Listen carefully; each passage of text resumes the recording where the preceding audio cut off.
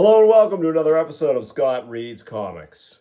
Today I'm going to be doing something a little bit different. I'm going to be talking about the career of one of my favorite comic book artists, Chuck Patton, who was born in 1956, so that makes him 68 years old. Mainly worked for DC, did do some Marvel work.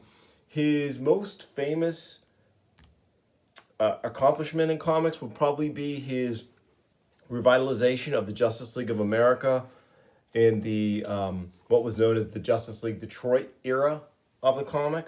And I do have one really nice example of that here. Justice League of America issue 235, Rebirth Part 3, Heavy Metal. And we can see here this is an awesome Chuck Patton, Dick Giordano cover featuring Steel and a really cool newer gadget villain. I think his name was Overthrow. And Chuck Patton could really draw anything. I say that about John Bernlaw, but it's true about Chuck Patton too. Look at this incredible establishing page here where he's drawing these dinosaurs. And then we get an incredible two-page splash page here showing what's going to become the core of the Justice League Detroit era team that will be led by Aquaman, but also have Martian Manhunter, Zatanna for a little while, Elongated Man for a little while, but the newer characters, Vibe, Steel, and here Unseen, Gypsy, really nice. And Mike Mocklin inks here on these Chuck Patton pencils. Just really beautiful. I bought these when they were coming out from the rack. And here, this is a cool part of this storyline. Aquaman was using his powers, which normally his telepathic powers only worked on fish, but they kind of broadened his powers. And I think it was writer Jerry Conway broadened his powers here to allow him to subtly affect humans as well with them. And of course, Martian Manhunter knows what's going on as an old school telepath. So yeah, Aquaman kind of takes on a very hard, bristly edge here. And he becomes kind of a dark character on some level. And here is Gypsy showing up. She's plays coy for the first few issues when she eventually does join the team. You're almost as much a mystery as me. Really? At least I stay in one spot, and I don't go sneaking around like a thief spying. You can't make me mad. I like you too much. And then here we have the introduction of our villain. That's nice. That's real nice. Since you like him, you won't mind sharing his grave. Who the heck are you? In the cadre, they call me Fastball. Okay, so he's not Overthrow. He's Fastball. Overthrow might be a character I made from one of my superhero RPGs. But look at his sequence here from Chuck Patton. Really great. He could have illustrated baseball comics. Look how great that looks. Pretty awesome. And the explosive results here. So yeah, really great. We get to see also Steel show his superhuman strength. That's awesome too. Really great. Pretty murderous here. Wow. Good looking and strong as a tank. Keep your eye on this one, girl. He might just be the man you need. I don't believe it. Believe it, mister. Believe it. So, pretty bloodthirsty here. He would have crushed this guy if he was underneath there. But apparently he got away. Not dead, Ralph Dibny. Vanished. Fastball has disappeared. But he left behind this clue, or a trap. One can but wonder. So, great work here from Patton on various character expressions. Really good here with Vibe, showing sort of a pensive vibe. And I love his redesign of Vixen. She was totally great here. She had been, I would say, an underutilized character in the DC Universe up to this point. And it's this Vixen that will eventually make her way into the Suicide Squad, which, of course, as folks who watch this channel regularly know, is one of my favorite comic books of all time. Here, Vixen is taking on this corrupt African general who she has a mad on to get revenge on. My God, I didn't expect him to move so fast. Even with my animal powers, I can't dodge him. The totem is mine by right. It was stolen from me by a traitor. I crushed him like a bug, as I shall now crush you. So he's talking about the Tantu totem, which is what gives Vixen her powers. Her name is Vixen. Through the symbolic magic of the Tantu totem, she summons the spirit of the beast and makes its magic her own. Elephant, thunder of the forest, give me your strength. Very cool here. Love this longer panel showing the action. And of course, the general's men are not going to sit around watching Vixen take out their boss, and she is not bulletproof. Yeah, his name is Maksai. All I could think about was finding and punishing Maksai for what he did to my father years ago. When I found out he was here in New York, I went berserk. Great long panel here as Vixen makes an unceremonious exit from the building, barely surviving. And they're about to finish her off when Elongated Man and the Justice League show up to stop them. And I love when Zatanna uses her powers. To understand Zatanna's spell read the words backwards. It's so great. You get that editor's note there. Yeah. Chuck Patton, just a great storyteller. There's a little bit of Luke McDonnell in Chuck Patton, too. I would say his pencils are smoother, more polished than Luke McDonnell's, but you can definitely see it here in this panel. And this actually might even be Luke McDonnell, because he would take over this book from Chuck Patton. Man, this panel looks a lot like Luke McDonnell here, as does that, right? Those are Luke McDonnell marks on that Zatanna face there. That's interesting. He might have been ghosting these pencils in the lead up to him taking over. This is pure Chuck Patton here, for sure.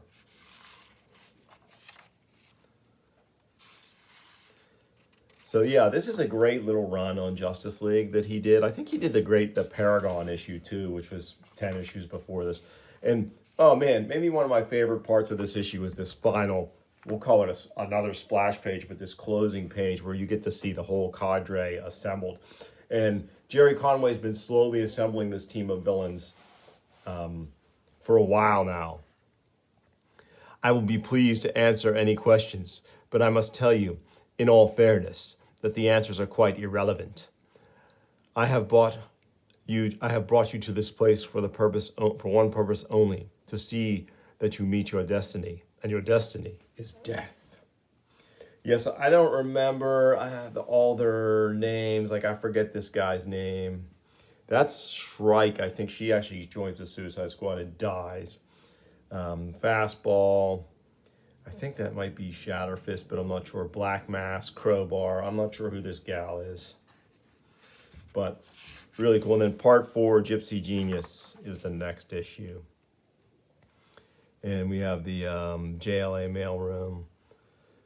So, letter from Neil Alquist, regular letter hack.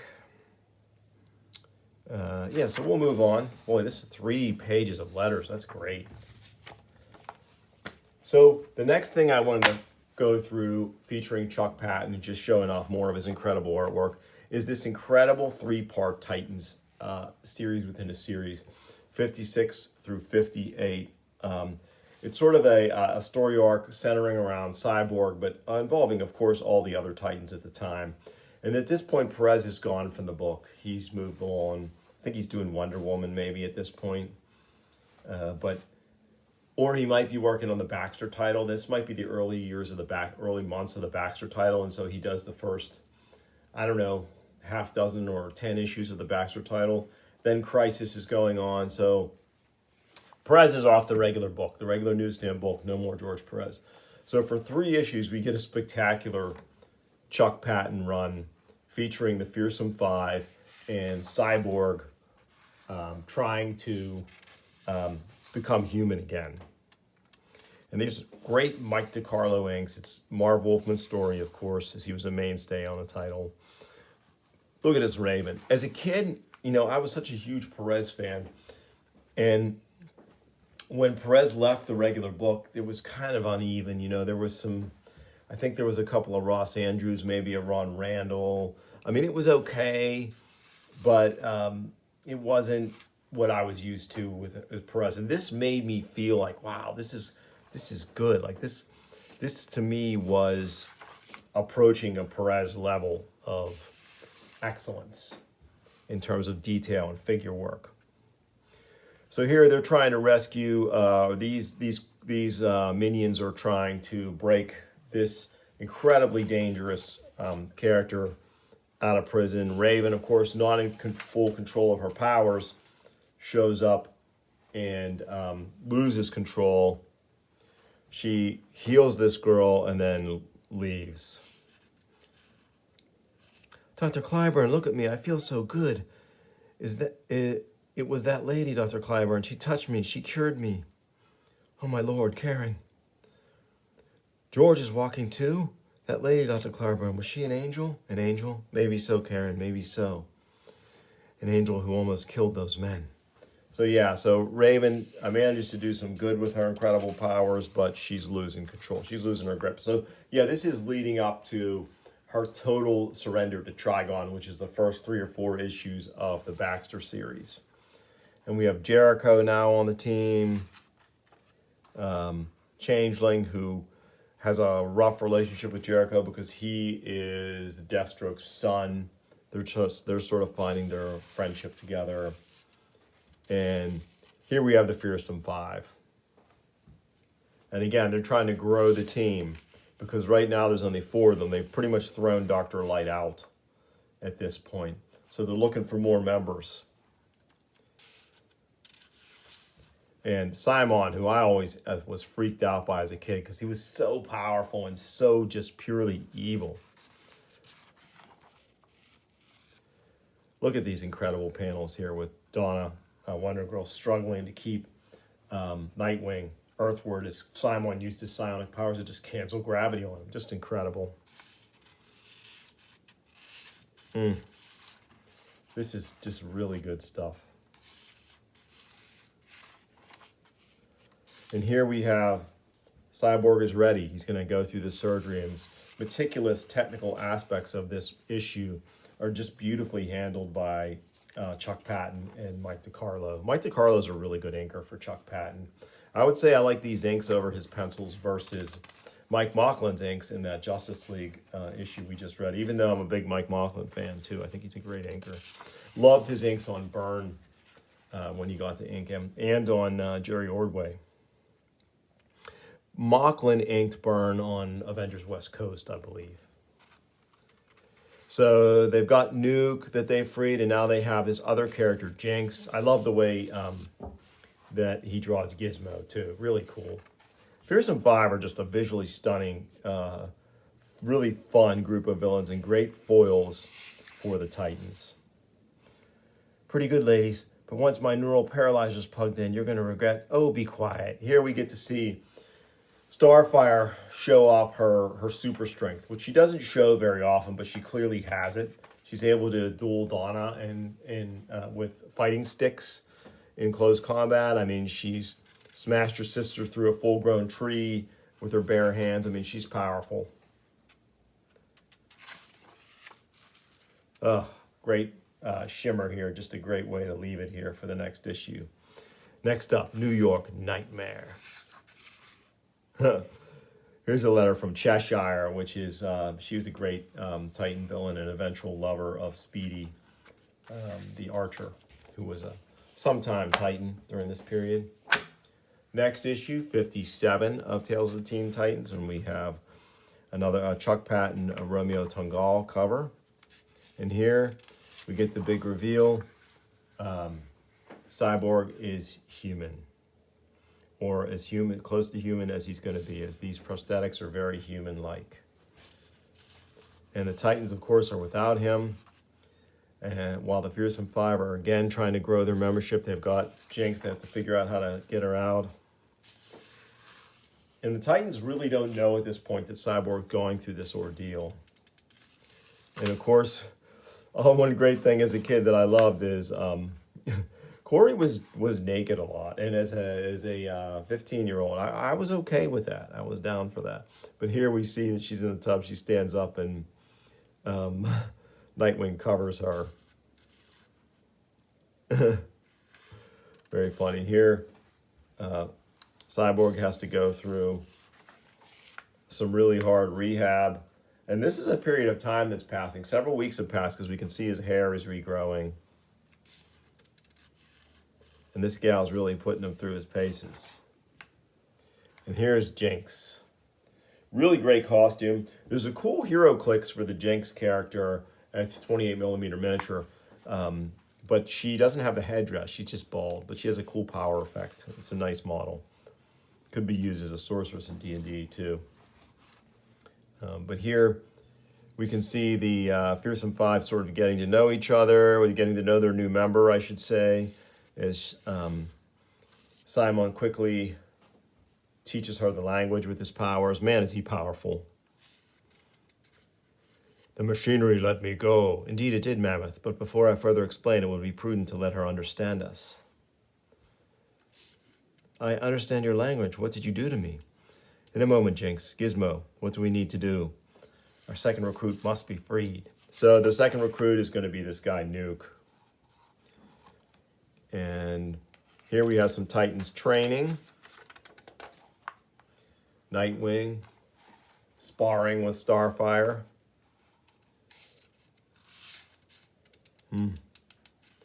Starfire lost it a little bit. She has that berserker rage. She's got to be a good 4 inches taller than Nightwing too, which is always fun to see when an artist shows that.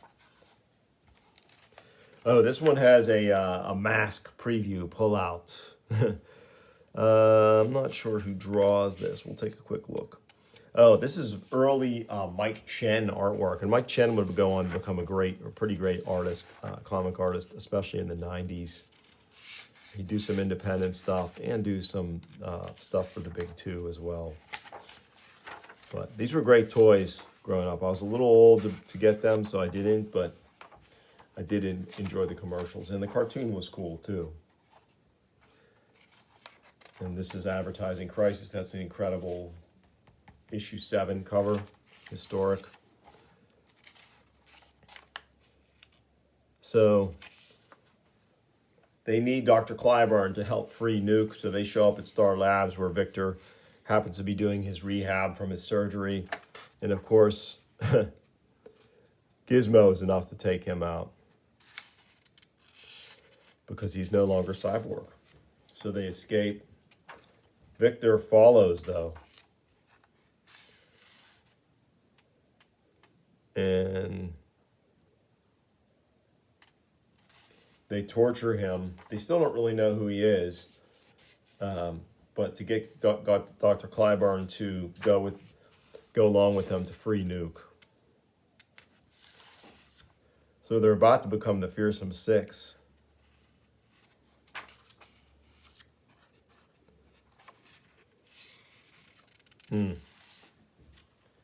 So Vic pushed it too hard and his prosthetics are failing. So this is the tragedy and unfolding here. Look at this incredible open panel here.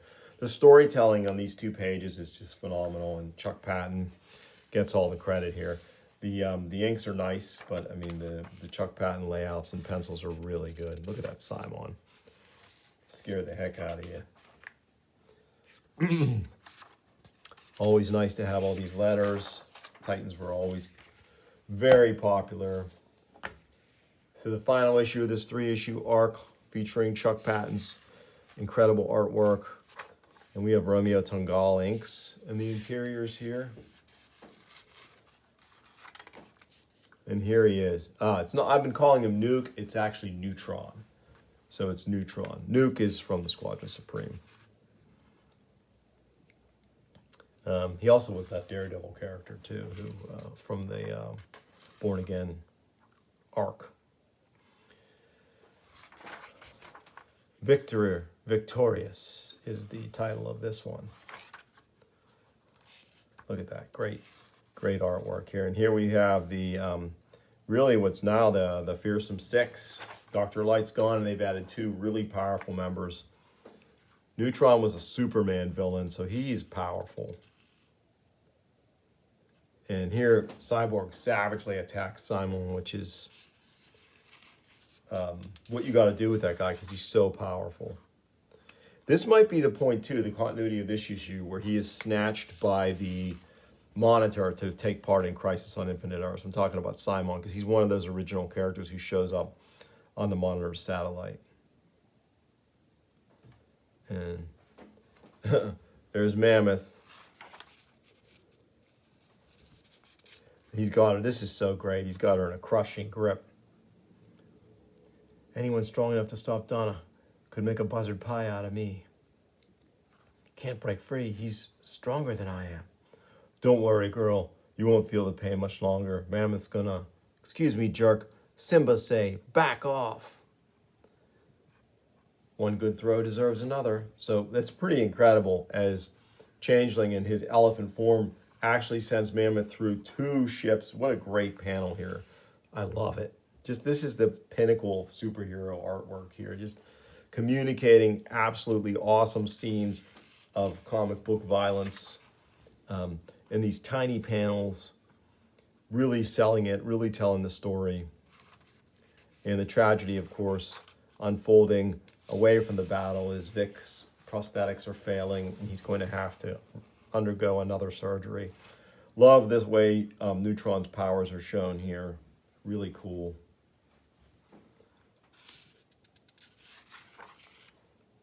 Yeah, this is that sequence I was talking about where Simon, he's badly hurt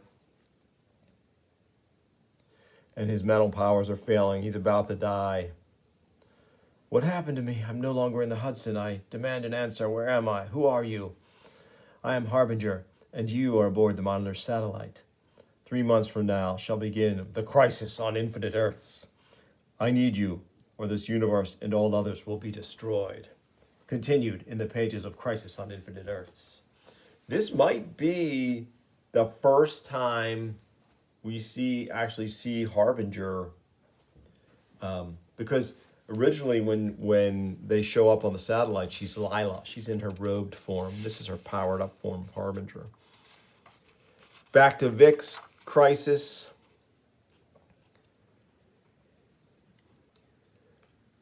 I kept wanting my friends, Sarah, the Titans, to see me as a human again. They never did. Nobody ever did. Never felt what it was like not being stared at. It all went by too fast, Doc. Too damn fast. I know, Victor. God help us all, I know. Really sad. Meanwhile, back to the fight. Simon's pulled himself out of the Hudson. And he's got Starfire there. Titans need to turn this around quickly. And it's going to be the help of, I think, Jericho that's going to do it. Of course, the military shows up. Oh, I love seeing Mammoth take this tank blast. Man, is he powerful. Great costume, too. I always like that costume. Just the archetypal brick, strong arm, strong man superhero character, or supervillain in his case. Shimmer, decidedly evil. His sister, she's basically like Element Lad from the Legion. She can just change the elements of anything around her. And here we have Jericho taking over Jinx. And she sows the seeds of, and he sows the seeds of ruin in their team dynamic here. He then possesses Gizmo as Neutron knocks the Sorceress out, and just things are going badly for them. Jericho really pulling his weight in this battle. His ability to possess people, as we can see here very subtly, is really an X factor for the Titans, for sure. Oh, this is great. Wonder Girl using that magic lasso. Nice open panel here. He's waiting for me to blast him like last time, but not again. Hey, come on, girl, show me your stuff. You're supposed to be a real powerhouse. You hear me? Let's see what you can really do. And let my Starbolt make you more powerful? No, I have to wait for you to make the first move. He's firing now. So she is an excellent tactician, Coriandar. She is definitely underrated in that area. She's a born warrior. trained by the warlords of Okara, and she adapts her tactics and helps defeat Neutron here. Love the Nightwing costume too. And of course, Gizmo is the last one left standing. Great panel here with our core of the team. Surrender, white flag, uncle, I give. The end. Meanwhile, we have an epilogue. Vic is Cyborg again, and he has to tell the Titans that what happened, and it's very, again, very sad. And there's his trainer. She obviously had feelings for him. And then we get a second epilogue where it's revealed in a nice, after really showing his chops in this battle, Jericho gets his own figure on the Titans wall of membership. So he's really happy about that. So very cool. And yeah, Chuck Patton, man, really bringing it hard with his art. And this is, all of these issues were done actually in the same year, 1985. So Chuck Patton had a really productive year for DC in 85. And I think he did a lot of stuff beyond that. Like I said, he did a few Marvel things. He did some Daredevil issues in the later 80s. But yeah, that's my little tribute to Chuck Patton. I hope you enjoyed it. I'd like to do more of these in the future.